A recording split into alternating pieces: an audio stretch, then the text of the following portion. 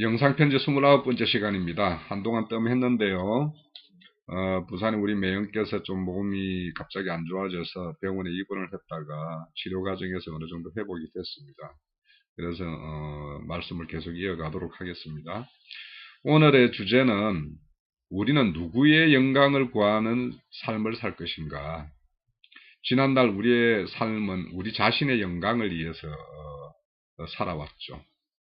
그렇지만 그 어떤 인생이 많은 사람들이 그런 어떤 삶을 살고 간 어떤 그 결론은 다 허무와 허상으로 끝난다라는 것이죠. 그렇다면 참 영광을 구하면서 사는 어떤 그 그거에 대해서 한번 우리가 생각을 해보려고 그래요. 오늘 말씀을 볼 것은 요한복음 7장 16절에서 18절까지입니다. 한번 볼게요. 예수께서 대답하여 가라사대 내 교훈은 내 것이 아니요 나를 보내시는 이의 것이니라. 사람이 하나님을 뜻을 행하려 하면 이 교훈이 하나님께로서 왔는지 내가 스스로 말함인지 알리라. 스스로 말하는 자는 자기 영광만 구하되 보내시는 이의 영광을 구하는 자는 참되니 그 속에 불의가 없느니라. 예수께서 이 땅에 오셔가지고 저희들에게 많은 어떤 참 삶이 어떤 것인지에 대한 가르침을 주고 갔어요.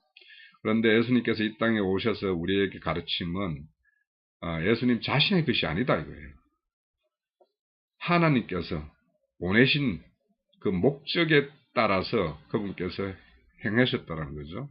그래서 우리에게 모든 일러준 어떤 말씀들은 스스로 하신 말씀이 아니고 보내신 자의 어떤 말에 따라서 행했다는 거예요. 그래서 그 말이라는 걸 통해서 드러난 것은 하나님 아버지의 영광인데 그 영광은 보내신 자의 영광이죠. 그래서 자기의 것을 구하지 않고 보낸 자의 것을 구하는 것이 참된 자이고 그 속에는 불의가 없다고 그랬어요. 자, 우리가 지금까지 이 땅에 살면서 우리는 어디에서 왔고 어디로 가는 것인지 잘 모르고 살았던 지난 세월들이 있습니다. 그래서 그걸 모르기 때문에 우리는 우리의 생각과 판단에 따라서 우리가 옳다라고 판단하는 그것을 지고 그걸 주장하면서 그렇게 살아왔던 것이죠.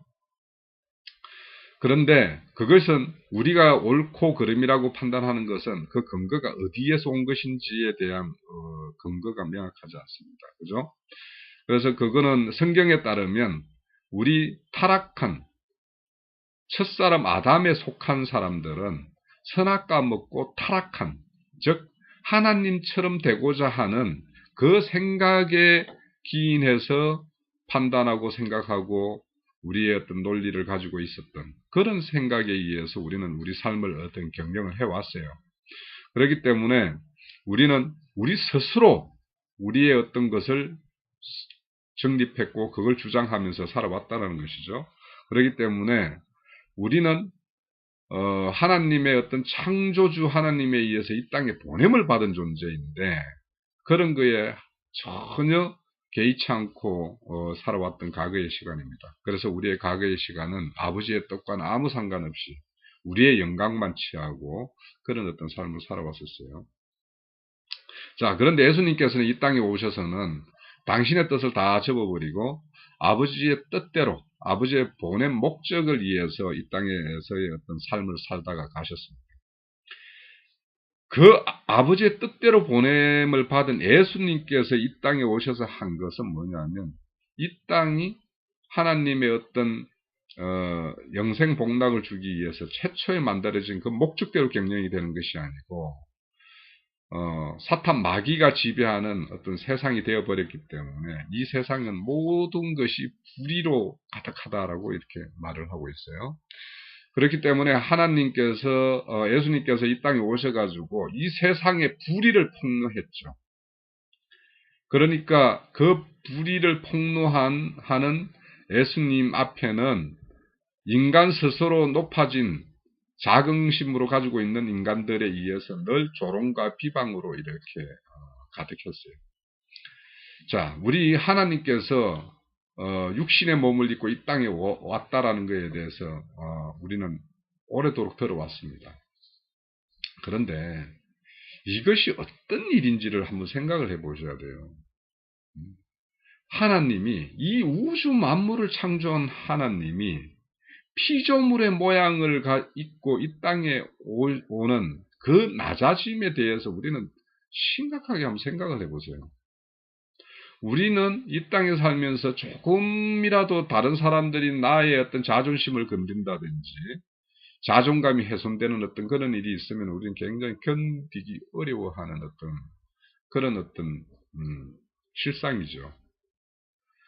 그럼 피조물인 우리 존재에도 우리 스스로 인격이라는 걸 주장하면서 그렇게 우리 스스로를 가치를 높이 매김을 하고 있습니다. 그런데 이 모든 우주 만물의 모든 존재하는 것의 기원자이신 그분께서 이 하나의 피조물 같은 존재로 이 땅에 오셨다라는 것을 어떻게 이해를 하고 있습니까? 이게 실감이 나십니까? 자신감이 안 나요.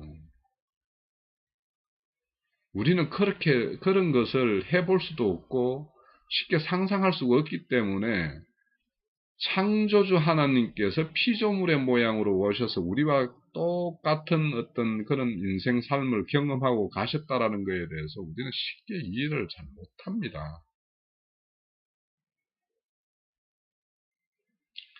그래서 우리는 그분이 우리에게 행사하신 것에 대해서 이런 걸 감사를 우리는 입에 이렇게 붙여서 말은 하지만은 온전한 감사를 못해요. 우리의 그 실상이 그렇습니다. 그런 하나님 창조주 아버지께서 이 땅에 오셔서 이 피조물들에게 이 조롱을 당하고 힐난당하고 비방당한다라는 이 사실을 그분이 그걸 감내했다라는 그 사실을 우리는 조금이라도 생각을 해봐야 됩니다. 그런데 그분께서는 자신을 그렇게 힐난하고 비방하고 하는 이 세상을 사랑하셨다라고 그래요. 그런데 말이죠. 그분이 이 세상을 사랑하는 방식과 우리가 받아들이고 있는 그 사랑이라는 그 낱말 속에서 우리가 기대하는 바하고는 너무도 큰 괴리감이 있기 때문에 그분의 사랑을 우리는 쉽게 사랑으로 인식을 못합니다. 그분께서는 이 세상에 불의로 가득한 이 세상을 그 실상을 고발하는 게 사랑의 방식이에요. 이 세상의 불의를 드러냄으로 인해서 사실은 하나님 스스로 의로움이 드러나거든요. 그분께서는 창조하실 때 당신의 의로움, 그 사랑으로 이 세상을 창조했고 이 우주 만물을 만들었어요. 그런데 이 세상이 마귀의 어떤 손아귀에 들어가서 하나님의 대적자의 역할을 하는 이 현실을 그분은 그분의 사랑과 의로움으로는 견디기가 힘들었을 겁니다.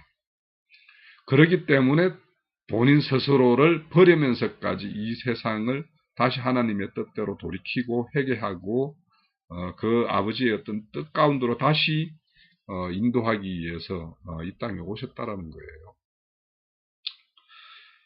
자, 그분이 이 땅에 오신 것에 대해서 우리가 앞서 말씀드린 대로 이게 그냥 왔다니까 왔는갑다라가 아니라 정말 이 강렬한 우주, 우리 헤아릴 수도 없는 이 우주의 만물을 지으신 분이 우리 같은 이런 미미한 존재에게 그 사랑을 나타내기 위해서, 사랑을 베풀기 위해서 이 땅에 오셨다라는 이 은총, 이 은혜, 감당이 안 되죠. 실감이 안 되죠.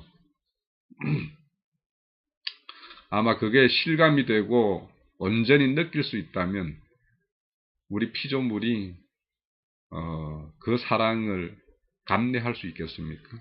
아마 기절초풍해서 죽지 않겠어요? 그래서 우리가 그렇게 그거에 대해서 온전히 알지 못하는 우리 자신들을 하나님께서는 그래도 원망치 않습니다. 그렇지만 너희들이 나에게서 떠나가지만 마라. 나에게 붙어 있어라.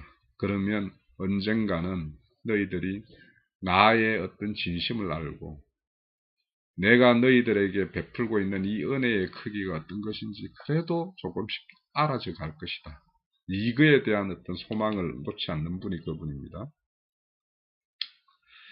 자, 그럼에도 불구하고 그렇게 이 땅에 오셔서 그분은 그 사랑을 베풀고 펼쳐 보이고자 했습니다만 이 세상은 속화되고 완전히 돌덩이처럼 하스카되어 있기 때문에 그 사랑을 받을 수가 없는 어떤 그런 상태가 되어버렸죠. 특히 하나님을 따른다라는 그 종교 집단으로부터는 정말 하나님의 어떤 그 온전함이 더 펼치기가 어렵다라는 거예요. 이미 종교 집단은 바벨론화가 되었고 귀신의 처소가 되었다라고 계시록 18장에 가면 이 세상의 교회에 대해서 하나님이 얼마나 절절하게 질책하고 있는지에 대해서 우리는 새겨봐야 됩니다. 왜 그분께서 이 땅에 오셔서 반드시 이 세상의 어떤 불의를 지적하고 하면 당신에게 돌아올 것은 비난과 신란이고 조롱일 것을 뻔히 알면서도 왜 그렇게 그것을 해야만 했을까? 귀 있는 자는 들으라는 것이에요. 너희의 실상을 내가 말해주는데 그 소리에 귀가 기울이는 자, 많지 않겠지만 귀가 기울이는 자, 그 자를 위해서 그분께서는 이 땅에 와서 그런 수모와 조롱을 감내하신 겁니다. 이것이 하나님의 사랑의 방식이에요. 하나님은 불의하고 타협하지 않습니다. 불의는 반드시 하나님께서는 그것을 원수처럼 생각하기 때문에 그 원수를 이기는 방법으로 불의에 의해서 의로움이 무참하게 학살당하는 그 십자가 사건을 통해서 이 세상의 불의가 어떤 불의인지를 드러내는 것이 십자가 사건입니다. 십자가를 보면서 우리가 단순하게 그분이 피 흘려 주셔서 우리의 대속만 됐었어. 대속을 해 주셨어. 이렇게 볼 것이 아니라 이 세상의 불의가 어떤 불의인지를 알라라는 것이에요.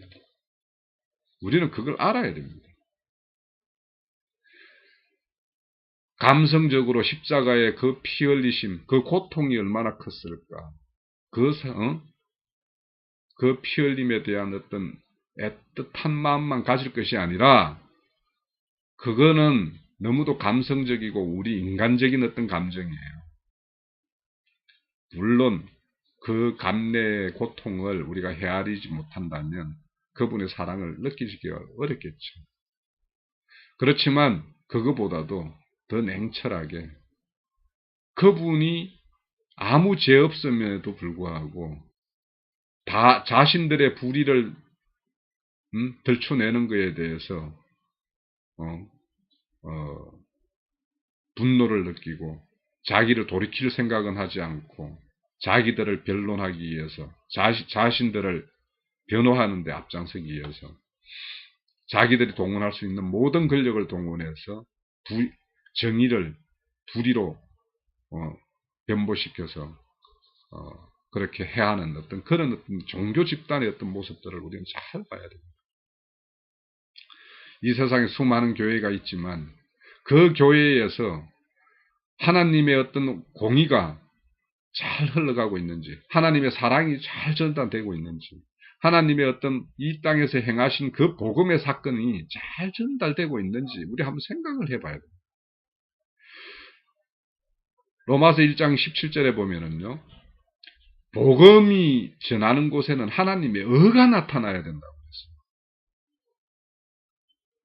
하나님의 의가 나타나서 믿음으로 말미암아 믿음으로 이르게 한다라고 그랬어요.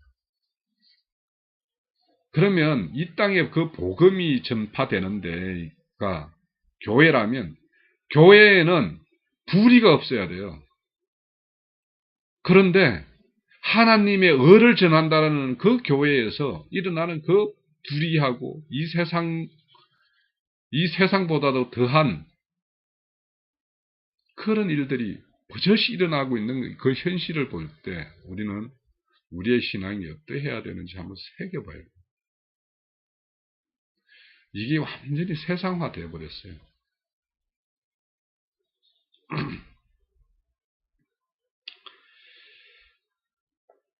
자, 하나님께서는 죄에 주목을 합니다. 죄는 마귀의 것이에요.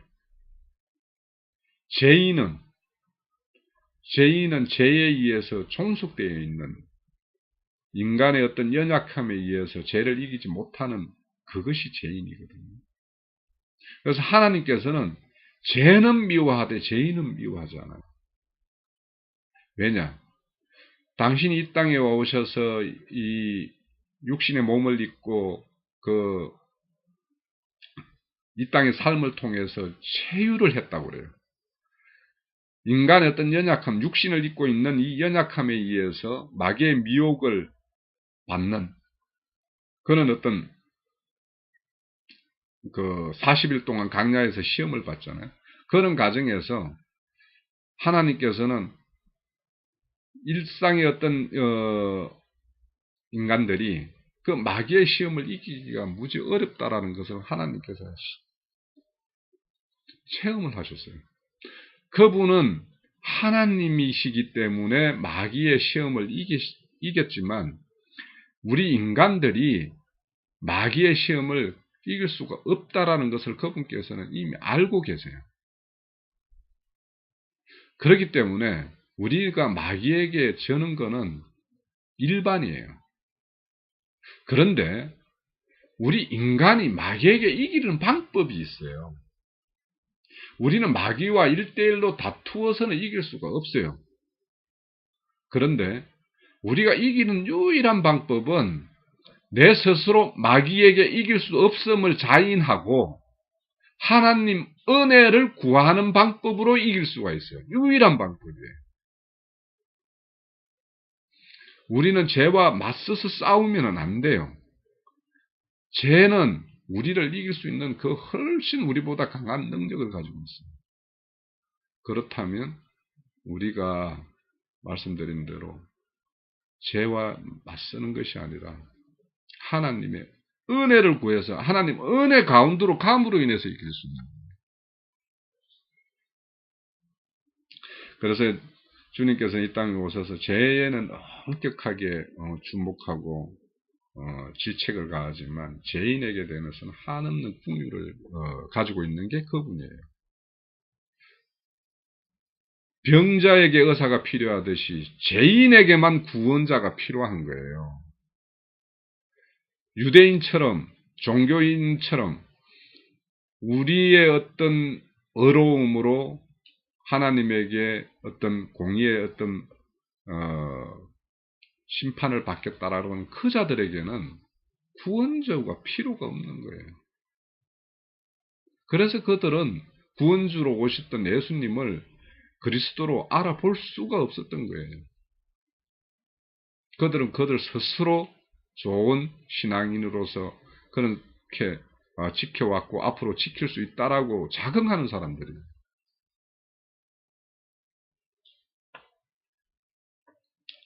그래서 주님께서는 죄와 죄인을 명확하게 구분하셨고요. 죄에 대해서는 우리가 강한 견책과 어떤 책망을 하지만 죄인에게는 한없는 어떤 긍휼로 그들에게 다가갔던 것이 그분입니다.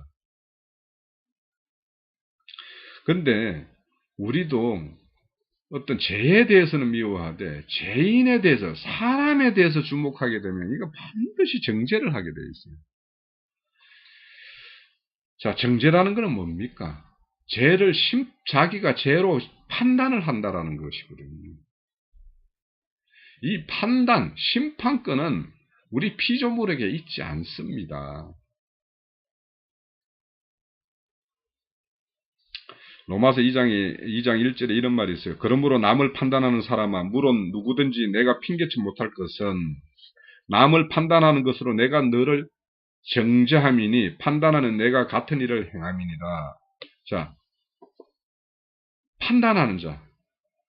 네가 남들에게 어떤 죄를 정하는 자, 판단하는 자가 되면 하나님께서 반드시 너를 정죄하겠다. 너를 판단하겠다라고 말합니다.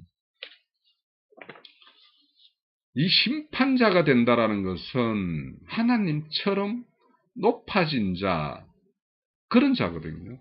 그럼 그런 자는 스스로 자기 부인이 안 되는 자예요. 내 스스로가, 자기 스스로가 나는 참, 정말, 미물과 같고 참 진짜 가치 없는 인생이다라고 판단하는 사람이 자기 스스로를 그렇게 판단하고 있는 사람이라면 어떻게 남을 판단을 할 수가 있겠어요?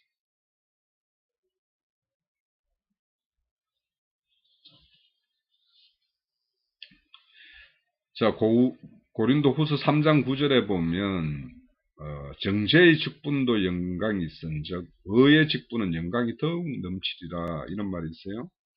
여기에서 정죄의 직분이라는 율법이에요. 율법. 율법은 반드시 죄를 정하는 거예요. 그래서 뭐냐면 율법은 그 죄를 정함으로 인해서 네가 죄인이야. 그걸 통해서 뭐냐면 돌이키게 하는 것이 율법의 기능이거든요. 자, 주님께서 이런 말씀이 있죠. 요한복음 8장에 보면 현장에서 간음하다 잡혀온 여인을 보고 유대인들이 이 여자는 현장에서 간음하다 잡혀온 자입니다. 모세 율법에 따르면 이런 현장에 잡힌 이런 간음하는 여자는 돌로 쳐 죽이라고 했습니다. 선생님 어떻게 할까요? 라고 주님에게 묻습니다. 그러면서 주님이 아무 말 없이 땅에 이렇게 손으로 이렇게 글을 쓰다가 한마디 하십니다. 죄 없는 자, 죄 없는 자 먼저 저 여자를 돌로 치라 라고 말을 합니다. 그런데 이제 거기에 함께 했던 모든 많은 사람들이 죄 없는 자 돌로 치라고 하니까 스스로 다 마음에 어떤 정죄를 받고 쥐었던 돌을 내려놓고 다 돌아서 갔다고 그러죠.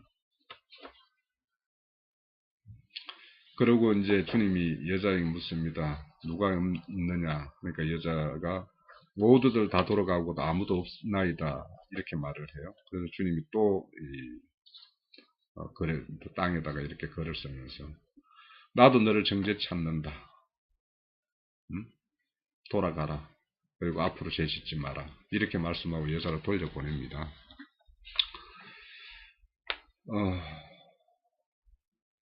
그래서 이 주님께서도 그 여자가 범한 간음한 죄에 대해서는 미워합니다. 그래서 그거에 대해서는 정죄를 해요. 그래서 첫 번째 땅에서 글을 쓴 거는 율법적 판단을 했습니다. 주님께서도. 그리고 나서는 하신 말씀이 뭐냐면, 맞다, 이 여자 죄 지었다, 죄인이다. 그런데 나는 이 땅에 그 죄인을 정죄하기 온 것이 아니라 그 자를 구원하고 왔기 때문에 내가 율법으로는 마땅히 돌로 쳐 죽이는 게 맞다. 그런데 죄 없는 자 먼저 쳐라. 하고 말함으로 인해서 율법의 그 정죄함, 그것을 바꿔버리는 거예요.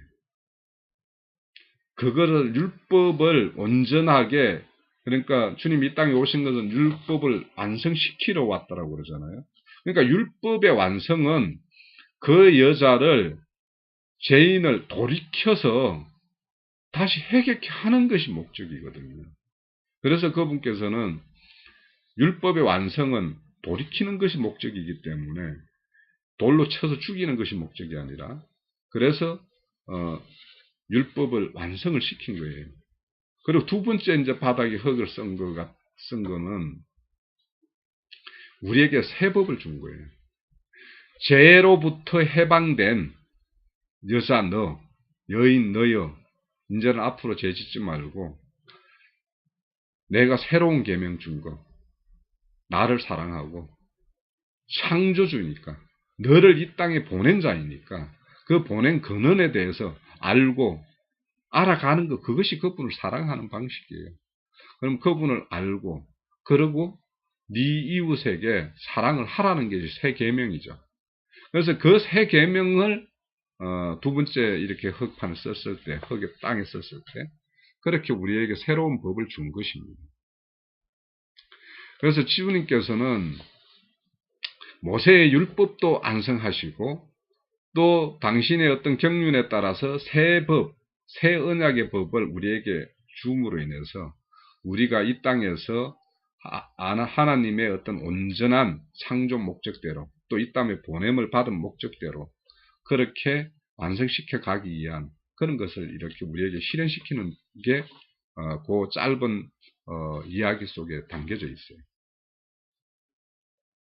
그런 것처럼 주님께서는 정죄함이 이 땅의 목적이 아니고 또 우리 믿는 자들, 믿는다는 하나님을 안다라는 우리도 세상의 죄인을 정죄하는 것이 목적이 아니고 그를 돌이켜서 우리와 함께 주님을 믿고 영생토록 하는 것이 우리의 어떤 이 땅에 보냄의 목적이거든요. 먼저 하나님을 안 자의 어떤 도리고, 자, 그래서 우리는 이제 그 하나님의 어떤 보좌를 이야기할 때 은혜의 보좌가 있고 영광의 보좌가 있어요. 예전에 한번 앞서서 말씀을 드렸는지 모르겠는데 은혜의 보좌는 내가 죄인일 때 하나님의 어떤 그 긍휼을 입는 그런 은혜의 보좌 앞으로 우리는 나아가야 될 것이고, 우리가 이제 하나님을 믿는다면 우리에게는 앞으로의 어떤 그리스도의 심판이라는 것이 우리는 놓여져 있어요. 그래서 우리의 그리스도인의 삶이라는 것은 그리스도의 심판대를 우리 삶의 어떤 현재 시간으로 끌어와서 그 심판대를 보면서 사는 거예요. 근데 그 심판이라는 것은 죄인에게는 심판이지만 믿는 우리에게는 영광의 면류관을 받는 자리예요. 그래서 심판의 자리를 영광의 보좌라고 이야기를 해요. 그래서 우리가 죄인된 삶으로 살 때 육신의 연약함을 생각할 때는 은혜의 보좌로 나아가야 되고, 우리가 믿는 자로서의 어떤 삶을 어떤 영위하는 데에는 영광의 보좌를 구해야 돼요. 그래서 그분의 어떤 영광의 보좌를 늘 우리는 앞에 두고 그렇게 살 때 우리에게는 기쁨, 그분의 어떤 선하고 기쁜 뜻대로 살아가는 그런 어떤 삶을 영위할 수가 있어요. 그래서 우리의 어떤 믿는 자들의 어떤 믿음의 어떤 효력이라는 것은 어떤 구속으로부터 어떤 자유함이 주어지는 이런 것이 믿음의 결론이어야 되는데, 오늘날 믿는다고 하는 사람들이 오히려 더 뭔가에 속박을 받고 어떤 세상법도 지켜야 되는데 거기에다가 믿음의 법까지 더 얹혀져 가지고 더 이중으로 짐을 지고 낑낑거리는 어떤 그런 신앙인들이 너무 많아요.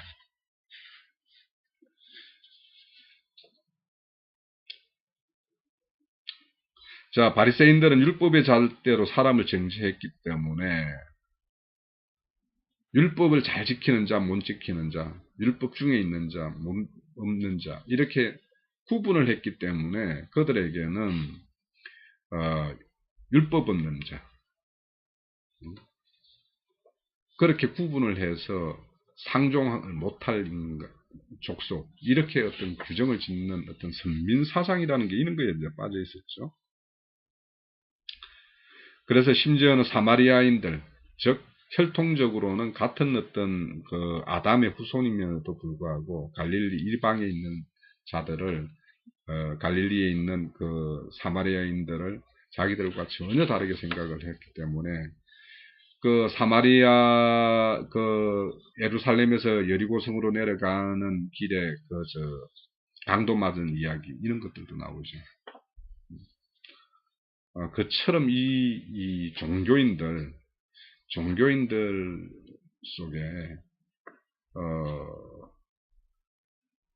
어떤 하나님에 대해서 알지 못하기 때문에 그들이 알고 있는 아주 얇은 지식에 의해서 어떤 하나님에 대한 것을 판단하기 때문에 자기들과 조금만 다른 어떤 성경의 어떤 본질에 관련된 더 깊은 이야기를 하면 본인들이 알아듣지를 못하니까 그냥 이거는 전혀 다른 이야기를 하는 어떤 그런 걸로 생각해서 아주 경계를 하고 이렇게 합니다.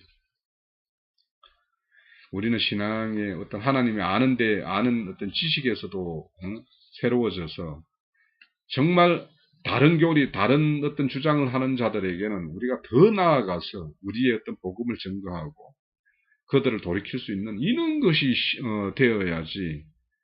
무슨 조금 자기들과 다른 이야기를 한다라면은 무슨 전염병 보균자처럼 이렇게 경계를 하는 그런 온실의 하초 같은 어떤 그런 신앙을 가지고서는 어떻게 하나님의 어떤 군사, 예? 특전 용사가 되겠습니까?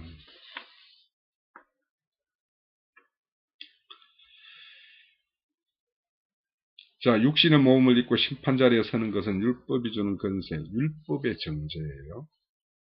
그런데 우리 예수님은 하나님의 뜻, 즉 창세적 언약과 언약을 성취를 위해서 아버지 영광을 위해서 이 땅에서 오셨어요. 그래서 세상의 불의를 고발하고 우리가 돌이켜서 본래의 자리, 자, 본래의 자리, 자, 하나님은 하나님의 자리, 인간은 인간의 자리, 창조주는 창조주의 자리, 피조물은 피조물의 자리. 이 정확한 자기 자리를 딱 이렇게 섰을 때 이것을 하나님은 뭐냐 하면 의라고 이야기를 해요. 인간이 인간의 자리를 넘어서 신처럼 높아진 그것이 뭐냐면 선악과 먹은 어떤 결론 아닙니까? 그래서 하나님께서는 이 땅에서 주님 이 땅에 오셔서 우리에게 한 말이 뭐냐면 나를 따르려거든 너를 부인하고 십자가를 따르라. 지고 따르라고 이야기하죠. 자기 부인이라는 것은 뭐냐면 너는 지금 높아진 심령이야. 너는 피조물 자리로 다시 내려가. 이 이야기를 하는 거예요. 자, 우리 흔히 이제 피조물이라는 말을 이렇게 쉽게 쓰는데요. 피조물이라는 거는 지연자가 그 피조물에게 의미를 부여하지 않으면 아무 존재도 아닌 가치도 없는 그런 것이 되어버리는 것이 피조물의 존재예요. 우리가 뭔가를 하나, 우리 인간들이 무슨 어떤 공예품을 하나 만든다고 합시다. 뭘 깎아서 열심히. 그러면 그 공예품을 보고 우리가, 이 공예품을 가지고 내가 이 공예품에 의미를 두고 그 공예품을 아름답게 보고 내가 다듬고 손으로 쓰다듬어주고 만져주고 이렇게 할 때 이 피조물은 나하고 공감을 형성을 해요. 그러니까 이 피조된 어떤 존재는 그것을 지은 존재가 찾아와서 함께 해주지 않으면 아무 존재의 가치를 가지지를 못해요.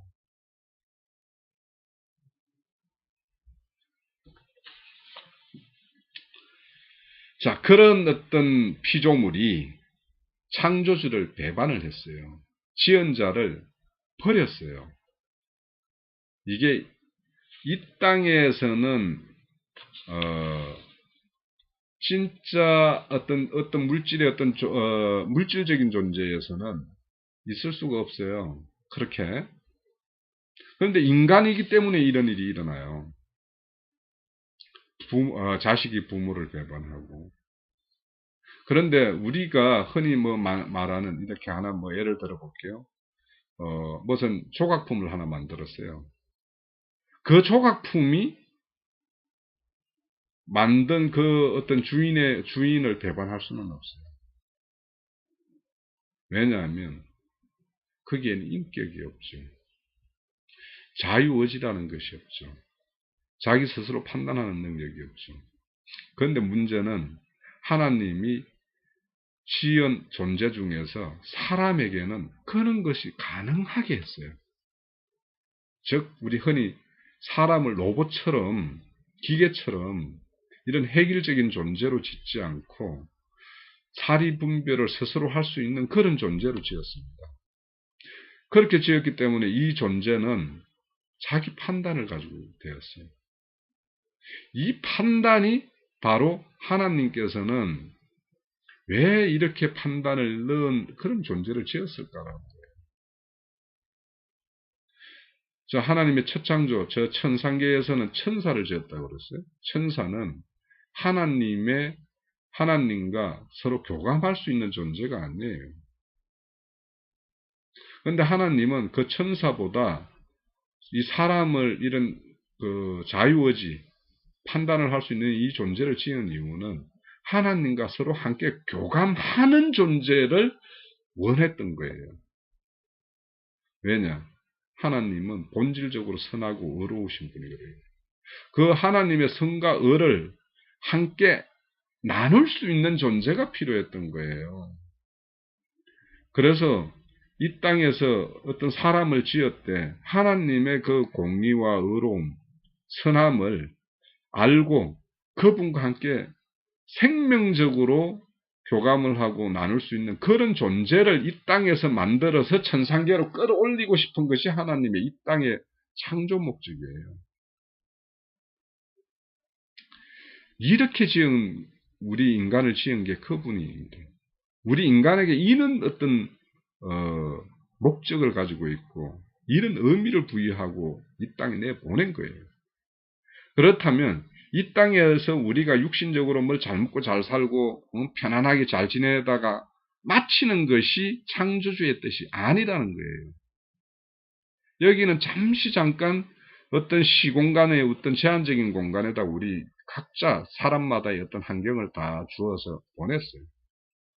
그 각자가 가지고 있는 제한된 그 환경과 공간 속에서 하나님을 알고 하나님의 그 사랑과 의로움을 잘 알고 함께 그걸 나누고자 하고 하는 그런 어떤 존재로 지음을 해서 그것이 창조의 완성이에요. 이 육신의 몸을 짓는 게 이것이 창조의 완성이 아니라 우리 속에 속사람 속에 하나님의 사랑을 듬뿍 담을 수 있는 존재, 담고 있는 존재, 그런 존재를 지어서 하늘 천상계에 올려서 하나님과 영원 복락을 누리는 것이 하나님의 목적이에요.